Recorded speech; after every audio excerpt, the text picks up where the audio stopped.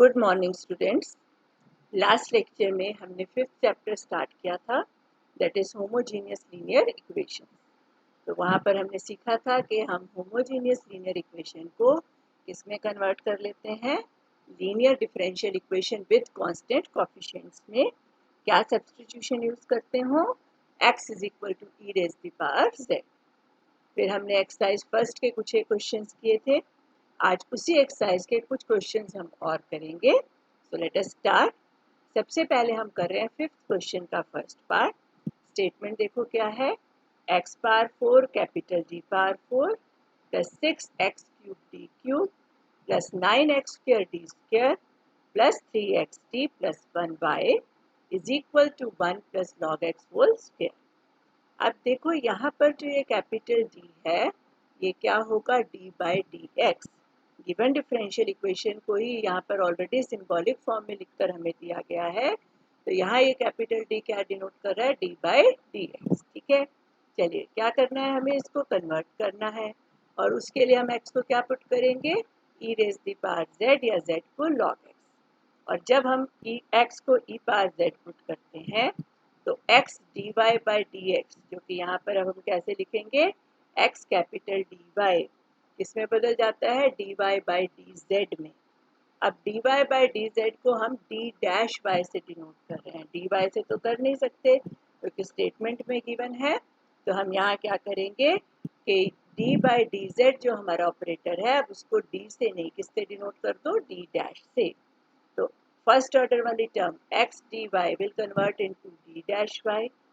Second degree की term x square, यहाँ पर d2y आएगा, ठीक कर लेना, x स्क्वायर d2y वो किस में कन्वर्ट हो जाएगा, d dash into d dash minus 1y में, और it is d dash square minus d dash y। ठीक है, थर्ड डिग्री की term x cube d cube y किस में कन्वर्ट होगी, d dash minus 1 d dash minus 2y।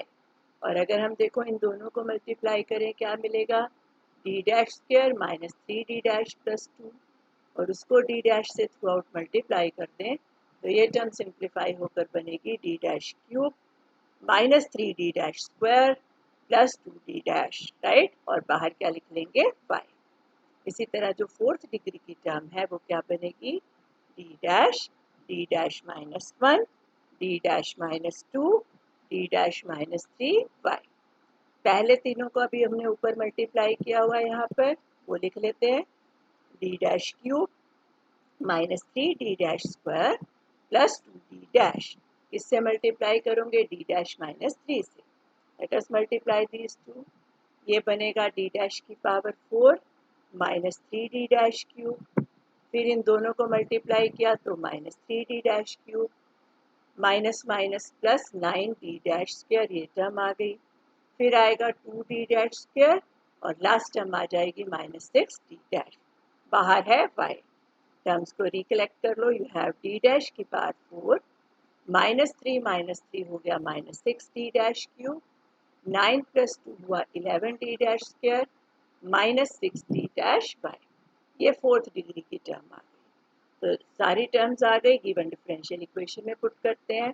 सबसे पहले क्या था, x की पावर 4 d की पावर 4y, तो पहले फोर्थ डिग्री वाला फैक्टर लिख लिया, d dash 4 minus 6d dash cube plus 11d dash square minus 6d dash, y तो इकट्ठा हमने सभी के साथ बाहर ही लिख देना। अगली टर्म थर्ड डिग्री की थी, उसका कोएफिशिएंट नोट कर लो 6 है, सेकेंड डिग्री की टर्म का कोएफिशिएंट 9 है, फर्स्ट डिग्री की टर्म का कोएफिशिएंट 3 है, और लास्ट टर्म यहाँ पर क्या है, 1 है। तो इसी से हम मल्टीप्लाई करेंगे। यहाँ देखो थर्ड डिग्री के फैक्टर को किससे मल्टीप्लाई किया, 6 से, तो 6 times d dash cube minus 3d dash square plus 2d dash, अगले का कोएफिशिएंट था प्लस 9 और सेकेंड डिग्री की टर्म है d dash square minus d dash, next coefficient was 3 तो प्लस 3d डैश, और लास्ट टर्म हमारी 1 थी, और इन सब के साथ क्या लगा दिया, y। राइट साइड पर क्या था, 1 plus log x whole square, log x है यहाँ पर z के इक्वल, तो ये बनेगा 1 प्लस z होल स्क्वायर। ठीक है, अब अलग अलग टर्म्स को कलेक्ट कर लो। यहाँ पर सबसे पहले फोर्थ डिग्री की तो एक ही टर्म है d डैश की पावर 4, थर्ड डिग्री की टर्म देखो माइनस 6d' यहाँ से मिला, और अगली ब्रैकेट की पहली टर्म है प्लस 6d'। क्यूब तो उसके बाद हमें कहीं नहीं मिल रहा, तो दो ही टर्म्स हैं, माइनस 6 प्लस 6, तो दीज टू टर्म्स कैंसल, तो d' की कोई टर्म नहीं आएगी। फिर हम देखें d' की टर्म, यहाँ से 11 मिला d' का कोफिशिएंट, यहाँ से मिल गया माइनस 18, 11 माइनस 18 हो गया माइनस 7, नेक्स्ट ब्रैकेट से मिल गया plus 9, minus 7 plus 9 is 2, so you have 2 times d'²। फिर d की टर्म देखो, माइनस 6d' यहाँ से मिली, यहाँ से मिली 6 इंटू 2 12, 12 माइनस 6 हुआ 6, 6d', यहाँ से मिली माइनस 9, 6 माइनस 9 हुआ माइनस 3d', ये है प्लस 3d', तो d' की टर्म भी हो गई कैंसल, कोई टर्म नहीं आएगी, कांस्टेंट टर्म तो है ही एक प्लस 1। तो ये सारी इक्वेशन सिंप्लीफाई होकर क्या बन गई, d' की power 4 plus twice d'² plus 1, और बाहर आ गया y is equal to 1 plus z²। तो अब ये हमारी सिंप्लीफाइड फॉर्म में आ गई। This is linear differential equation with constant coefficient. तो ये तो हम अपने आप सॉल्व कर सकते हैं, let us do that. Auxiliary equation is d' की पावर 4 प्लस 2d' प्लस 1 0, तो ये क्या है, होल स्क्वायर है किसका, d' प्लस 1 का, तो हमें क्या मिला, d' प्लस 1 0, d' प्लस 1 0, और d' इज माइनस 1 2 टाइम्स, ठीक है। तो यहाँ से क्या मिल जाएंगे आपको, d' will be plus minus iota plus minus iota. तो रियल और इमेजिनरी रूट्स हैं चारों, और they are repeated, plus minus iota it is repeated 2 times. तो क्या लिखेंगे कॉम्प्लीमेंट्री फंक्शन, रियल पार्ट तो 0 है, तो e की पावर 0z बाहर आएगा, वो तो 1 ही होगा, तो उसको लिखने की ज़रूरत नहीं। और क्योंकि इमेजिनरी रूट्स रिपीट हो रही हैं, तो I will have c1 plus c2z cos z, beta 1 के इक्वल है, तो c1 plus c2z cos z plus c3 plus c4z sin z, ये आ गया मेरे पास कॉम्प्लीमेंट्री फंक्शन। पर्टिकुलर इंटीग्रल देखते हैं इसका, 1 अपॉन, मैंने इसी फॉर्म में लिख लिया, d' प्लस 1 होल स्क्वायर, और यहाँ पर मेरे पास पॉलिनोमियल है 1 प्लस z होल स्क्वायर, तो 1 प्लस z होल स्क्वायर को हम क्या लिख लेंगे, यहाँ पर ओपन करके 1 प्लस 2z प्लस z²। यहाँ देखो 1 के फैक्टर को मैं अलग नहीं कर रही हूँ, क्योंकि 1 को आप e पावर 0z लिख के भी सॉल्व कर सकते हो, और 1 को आप पॉलिनोमियल का पार्ट भी मान सकते हैं। तो यहाँ हम इसको पॉलिनोमियल में ही डील कर लेंगे। तो यहाँ देखो क्या करना है, इसको 1 प्लस d', 1 को आगे लिख लिया, 1 प्लस d'², और ये टर्म ऊपर जाकर पावर हो गई माइनस 2, और क्योंकि देखो स्क्वायर है तो हमें सेकेंड डिग्री तक की टर्म्स चाहिए, वो यहाँ पर पहली दो टर्म्स ही बनेंगी, क्योंकि पावर माइनस 2 है तो ओपन करके क्या बनेगा, 1 minus 2 times d' plus and so on, और इसे ओपन कर दिया तो क्या बन गया, 1 प्लस 2z प्लस z²। तो अब इस सारे फैक्टर को इकट्ठा ही अंदर ले जाओ, 1 into this term is 1 plus 2z plus z², minus 2 आ गया। अब इस टर्म का क्या लिखना है, सेकेंड ऑर्डर का डेरिवेटिव, d' है ना, d' का मतलब हम इस टर्म का लिखेंगे सेकेंड ऑर्डर डेरिवेटिव, 1 का सेकेंड ऑर्डर डेरिवेटिव 0, 2z का एक बार डिफ्रेंशिएट करोगे 2 मिलेगा, दो बार करोगे तो 0, यानी ये भी 0 हो गया। z² का सेकेंड ऑर्डर डेरिवेटिव, z² का 2z, 2z का डेरिवेटिव 2, तो आपको 2 मिल जाएगा यहाँ पर। इन दोनों का सेकेंड ऑर्डर डेरिवेटिव 0 और z² का 2, तो but I have ultimately z² plus 2z, 1 minus 4 हुआ minus 3, so this is my particular integral. What is the complete solution? Y is equal to CF plus PI. CF था C1 plus C2Z cos Z plus C3 plus C4Z sin Z, और particular integral आया था z² plus 2z minus 3।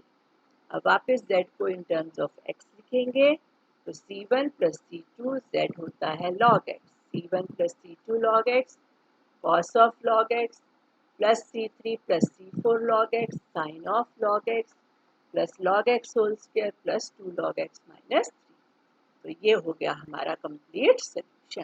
Fine, चलिए और करते हैं 7th question का first part. See the statement. यहाँ पर मेरी डिफरेंशियल इक्वेशन है x square d two y by d x square plus 4x dy by d x plus 2y is equal to e की power x।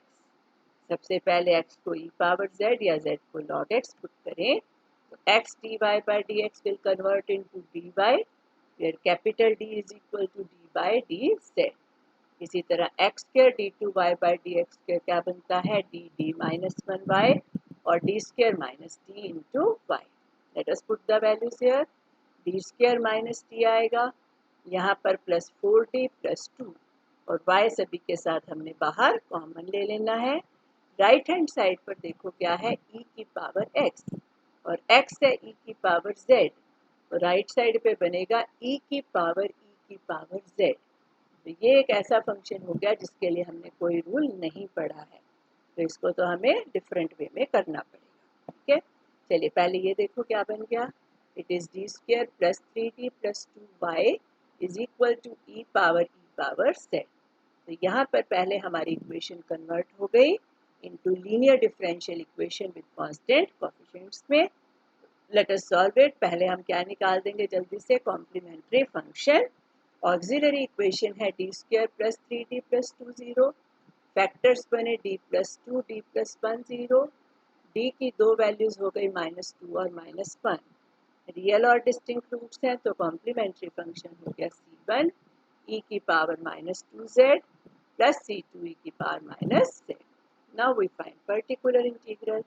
It is 1 upon, मैंने factor से लिख लिए D square plus 3d plus 2 के क्या आए हुए हैं d plus 1 d plus 2 e power z।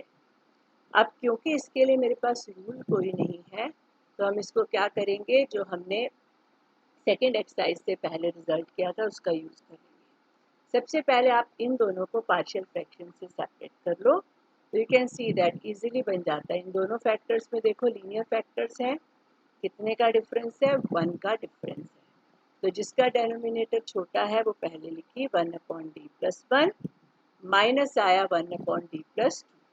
अगर इन दोनों लीनियर फैक्टर्स के अंदर डिफरेंस जो है जो भी होगा उससे हम बाहर डिवाइड करते हैं।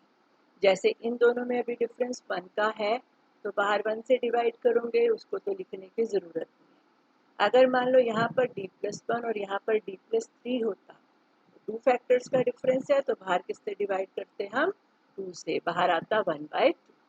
चलिए यहाँ पर तो ये सिंपल सी बन गई, दोनों को हमने कर दिया सेपरेट। अब कौन सा रूल यूज करेंगे, पहले रूल को रिकॉल कर लें। क्या रूल हमने किया हुआ है 1 upon d minus alpha x is equal to e power alpha x लिखते थे, मैंने z में लिख दिया ताकि आपको कंफ्यूजन ना रहे। 1 upon d minus alpha x क्या होता है e power alpha z integral e की power minus alpha z capital x d z। ठीक है, इस रूल का यहाँ यूज करेंगे।